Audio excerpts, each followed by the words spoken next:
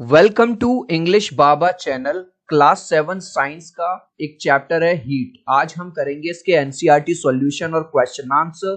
तो जल्दी से वीडियो को लाइक कर दो।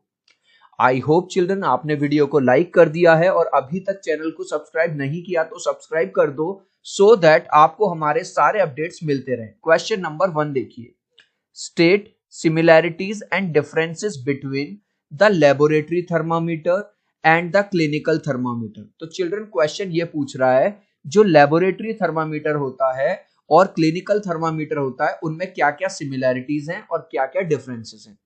तो चिल्ड्रन सबसे पहले हम बात करेंगे सिमिलैरिटीज की। देखो, दोनों ही ग्लास यानी कि कांच के बने होते हैं। तो पहला पॉइंट आप क्या लिख सकते हो सिमिलैरिटीज में? फर्स्ट पॉइंट आपने लिख दिया both are made of glass. Glass का मतलब कांच। दूसरा पॉइंट देखो, चाहे लेबोरेटरी थर्मामीटर हो या क्लिनिकल थर्मामीटर हो, दोनों में ही मरकरी का यूज होता है। तो दूसरा पॉइंट हमें क्या मिल गया कि दोनों में ही मरकरी का यूज होता है। Mercury is used in both. ठीक है, एक एक चीज मैं आपको समझा के लिखवा रहा हूं। ठीक है, नेक्स्ट अब देखो, जो लेबोरेटरी थर्मामीटर है या जो क्लिनिकल थर्मामीटर है, दोनों का काम है टेम्परेचर को चेक करना।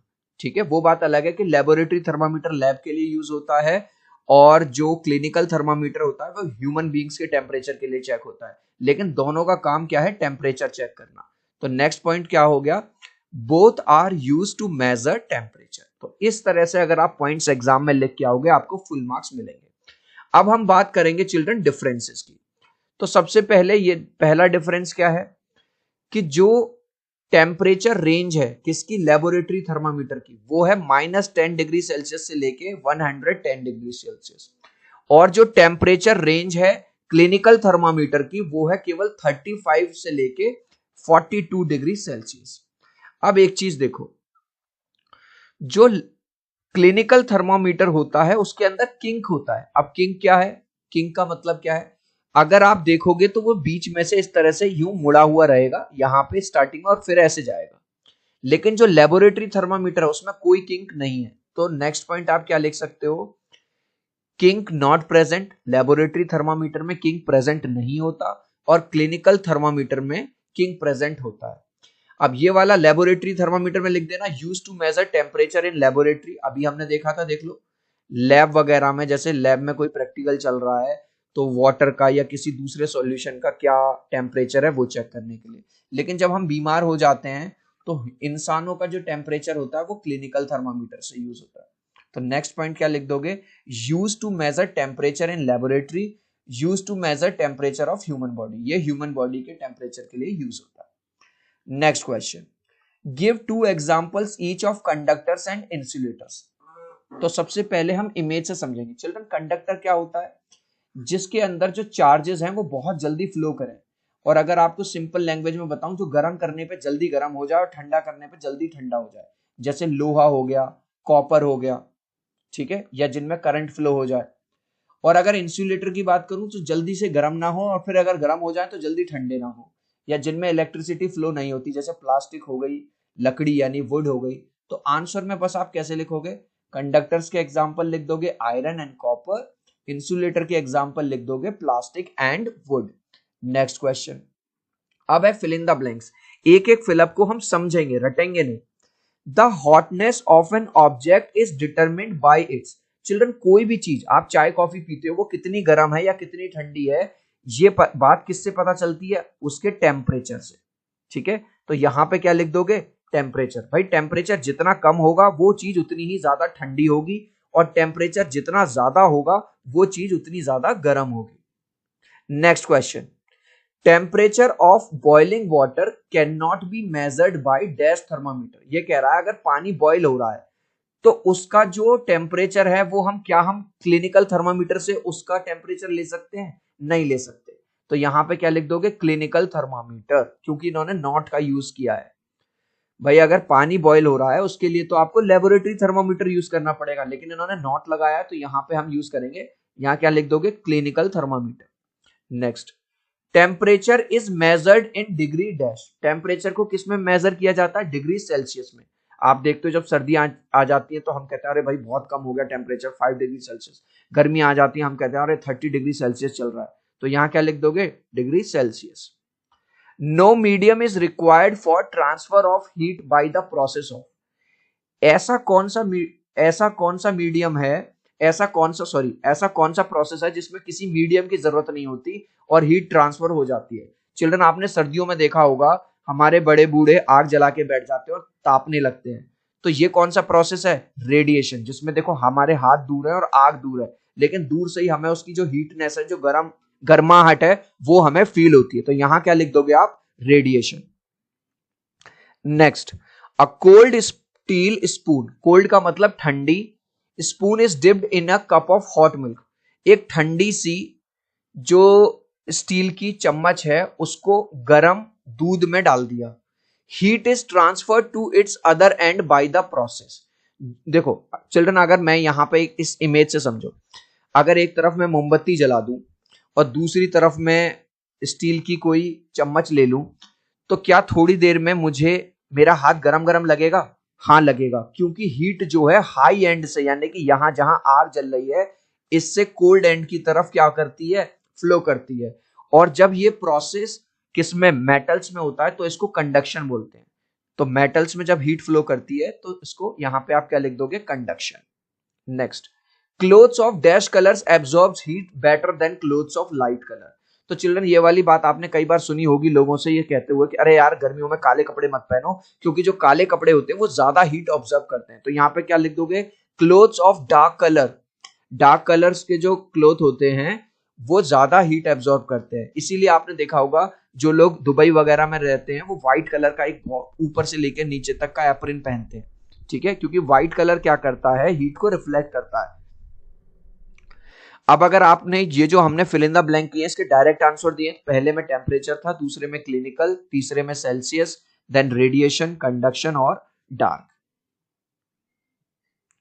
अब है हमारे मैच द कॉलम्स, इधर हमें कॉलम 1 दिया गया है, इधर हमें दिया गया है कॉलम 2, तो डायरेक्ट इसके आंसर्स देखेंगे। लैंड ब्रीज है चिल्ड्रन, वो कब चलती है, नाइट में। सी ब्रीज कब चलती है, हमारी डे यानी दिन में।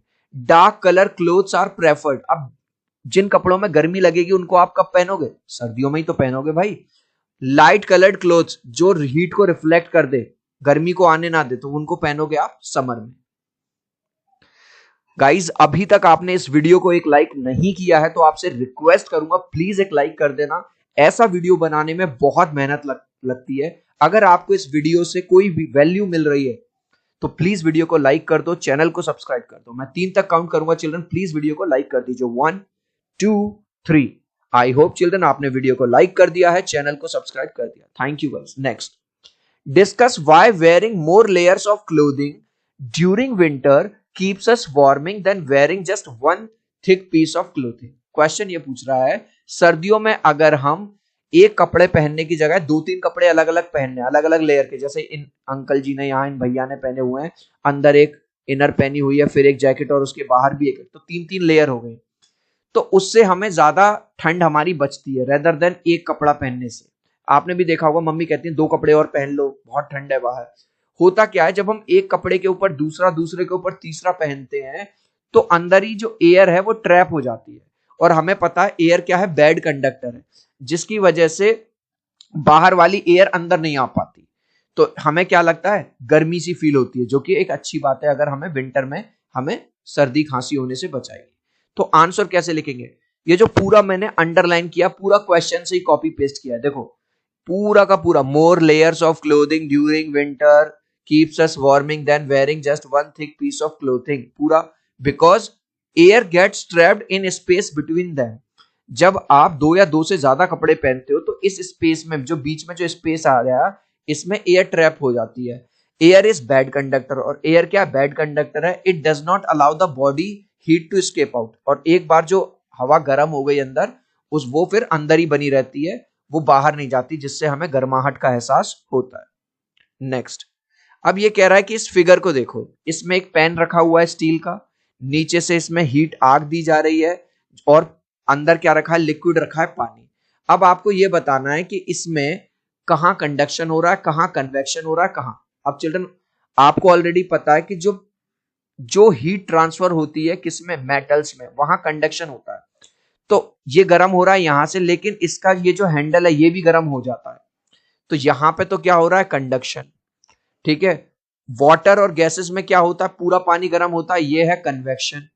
और ये जो हीट के थ्रू ये गर्म हो रहा है, ये है रेडिएशन। इसको आप लिखोगे कैसे, इसको बस आप ये इमेज बना के, कंडक्शन जो कि मेटल में हो रहा है, कन्वेक्शन जो कि वाटर यानी लिक्विड में हो रहा है, और रेडिएशन जिसको कोई मीडियम की जरूरत नहीं है, दूर से ही वो पैन को गर्म कर रहा है। Next, in places of hot climate it is advised that outer walls of houses be painted white।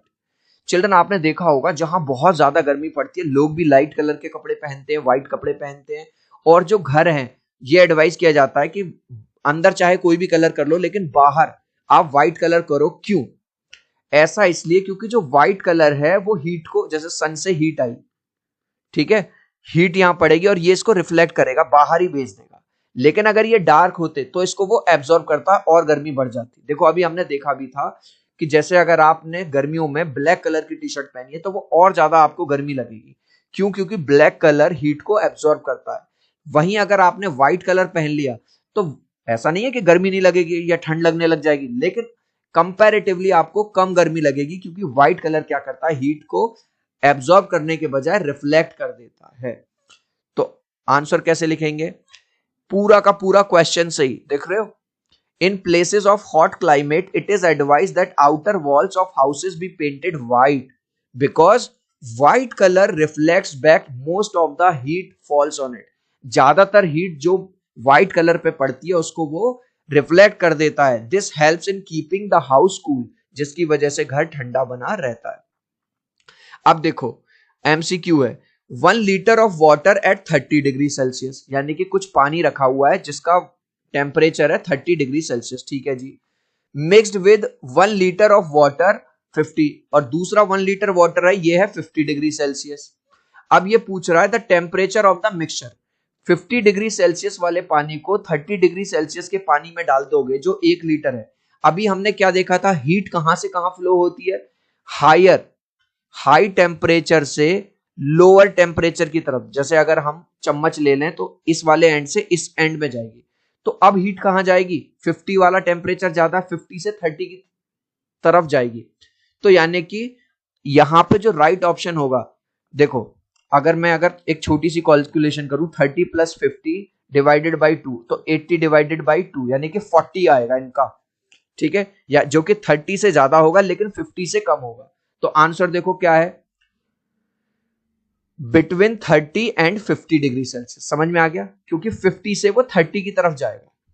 Got it. Next question, an iron ball at 40 degree Celsius, एक लोहे की बॉल है जो 40 डिग्री सेल्सियस पे है, is dropped in a mug containing water, एक पानी में डाल दी जाती है जिसका पानी का टेम्परेचर भी 40 डिग्री सेल्सियस है। अब बताओ हीट कहां फ्लो करेगी।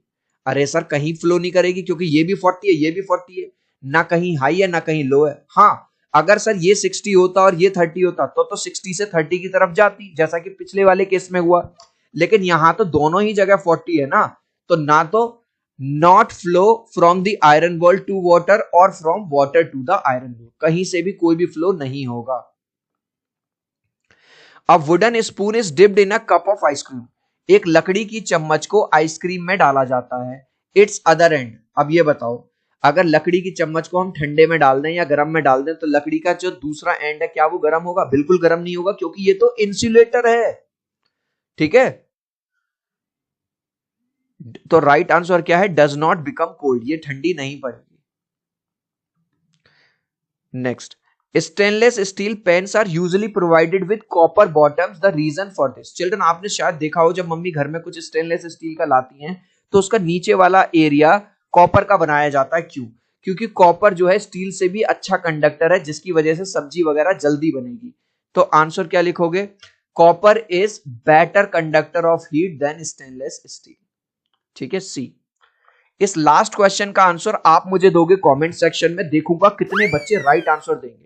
In places of hot climate it is advise that the outer walls of houses be painted. अभी हमने ये किया था कि जो जहां ज्यादा गर्मी पड़ेगी वहां के घरों पे बाहर की तरफ जो पेंट किया जाता है वो किस कलर का किया जाता है, रेड का, व्हाइट का या ग्रीन का। देखूंगा कितने बच्चे राइट आंसर देंगे कमेंट में। आप चाहो तो अपने कमेंट में ए बी एस सी लिख देना, मैं समझ जाऊंगा। सो आई होप मेरा ये छोटा सा वीडियो आपको बहुत अच्छा लगा होगा। प्लीज वीडियो को लाइक कर देना, चैनल को सब्सक्राइब कर देना। अब हम मिलते हैं अगले वीडियो में। Bye bye.